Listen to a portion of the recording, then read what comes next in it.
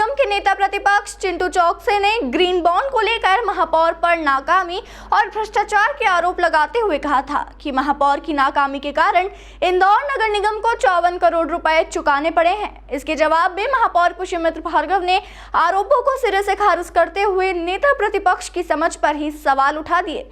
उन्होंने कहा कि आरोप लगाने से पहले नेता प्रतिपक्ष ग्रीन बॉन्ड सेबी की प्रक्रिया को थोड़ा समझ लें, पढ़कर जानकारी ले लें। नेता प्रतिपक्ष चिंटू चौकसे ने महापौर पुष्यमित्र भार्गव पर भ्रष्टाचार का आरोप लगाया कि ग्रीन बॉन्ड के तहत इंदौर नगर निगम को राशि प्राप्त हो जाने के बावजूद जलूद में सौर ऊर्जा का संयंत्र लगाने का काम 1 साल बाद भी शुरू नहीं हो सका।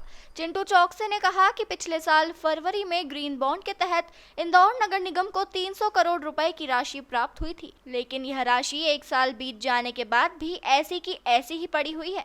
चिंटू चौकसे ने यह भी आरोप लगाया कि टेंडर पर फैसला कमीशन के चक्कर में नहीं लिया जा रहा है। इन आरोपों पर महापौर पुष्यमित्र भार्गव ने जोरदार पलटवार किया और नेता प्रतिपक्ष की समझ पर ही सवाल उठा दिए। महापौर भार्गव ने कहा कि नेता प्रतिपक्ष को ग्रीन बॉन्ड सेबी की प्रक्रिया की जानकारी ही नहीं है, इसलिए उन्हें थोड़ा पढ़कर जानकारी हासिल कर लेना चाहिए। मुझे लगता है कि मैंने पहले भी ये बात कही थी और मैं फिर कह रहा हूँ कि हताशा और निराशा में बिना पढ़े लिखे, बिना सोचे समझे कांग्रेस की आदत बन गई है आरोप लगाने की। चिंटू भाई भी पढ़ते नहीं है, देखते नहीं है, समझते नहीं। जिस सदन में वो खुद थे, पिछले सदन में जब वो प्रस्ताव पारित हो गया और अब चुनाव आचार संहिता के पहले हम प्रयास कर रहे हैं कि वहाँ भूमि पूजन हो जाए। ग्रीन बॉन्ड जनता ने हमको पैसे दिए, पैसे मिलने के बाद हमने टेंडर निकाला। टेंडर निकालने के बाद पहली बार में अबोव रेट आया, उसको हमने कैंसिल किया। दूसरी बार टेंडर निकाला, पूरी प्रोसेस की, MIC ने प्रस्ताव पारित किया, परिषद ने अब उसको पास किया और अब सरकार की स्वीकृति के बाद वहाँ काम शुरू हो जाएगा। और जनता से जो पैसा लिया उसका जो हमको ब्याज और इंटरेस्ट देना है समय से, वो हम दे रहे हैं। तो प्रक्रिया करने में जो समय लगता है वो तो लगेगा ही। अगर हम बिना प्रक्रिया करे किसी को ठेका दे देंगे तो भ्रष्टाचार होगा। भाई वो तो जनता की किश्त के ब्याज के पैसे उन्होंने इन्वेस्ट किया, वो देने ही पड़ेंगे। इसलिए मैं कह रहा हूँ उनको थोड़ा समझना पड़ेगा कि बॉन्ड होता क्या है। इसलिए एक बार ज़रा आप पता करिए, उनसे पूछिए इशू क्या होता है, पैसे कैसे इकट्ठे होते हैं, ब्याज कैसे देने पड़ते हैं।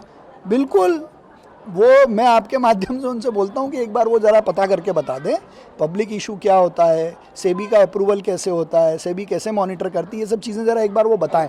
देखिए कि आपको सबको पता है कि पिछले साल फरवरी में मुंबई में नगर निगम ने पहली बार ग्रीन बॉन्ड जारी करे और जनता से पैसा इकट्ठा करने की बात हुई और उस बॉन्ड के पैसे से हम जलूद में एक प्लांट लगाएंगे, सोलर प्लांट लगाएंगे, जिससे हर महीने लगभग 4 करोड़ रुपए की बिजली के बिल का फायदा होगा।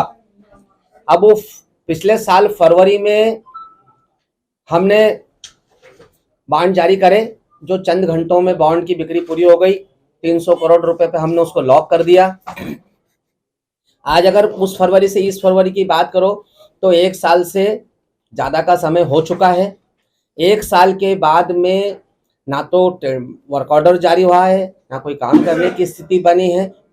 हाँ, हम उसके बदले में हर महीने 4.5 करोड़ रुपए, हर महीने 4.5 करोड़ रुपए ब्याज के रूप में या फिक्स असेट पे जो हमारे पैसे जा रहे हैं, मूलधन में जो पैसे आ रहे हैं, उससे 4.5 करोड़ रुपए दे रहे हैं। इसे कम से कम 54 करोड़ रुपए आज दिनांक तक हम दे चुके हैं। अगली परिषद की बैठक होगी लगभग 5 से 6 महीने में, फिर हम 25-28 करोड़ रुपए फिर दे चुके होंगे। 2 साल काम में लगेंगे। तो क्या कारण है, क्या नाकामी है, क्या समझनी है कि जब टेंडर आ चुका है, जब पिछली परिषद की बैठक में टेंडर आ चुका था तो हमने परिषद से उस टेंडर को पास क्यों नहीं करा। टेंडर पास हो जाता तो निश्चित रूप से वर्क ऑर्डर जारी हो जाता, वर्क ऑर्डर होता, काम करने की स्थिति बन जाती। लेकिन हमारी जानकारी ये है कि ये सब कमीशनबाजी के चक्कर में ये पूरा खेल हुआ। इस टेंडर को परिषद में पास नहीं किया गया ताकि नेता लोग अभी 4-5 महीने में सब अपना हिसाब किताब कर लेंगे और 5-6 महीने बाद फिर इसको ओके करेंगे।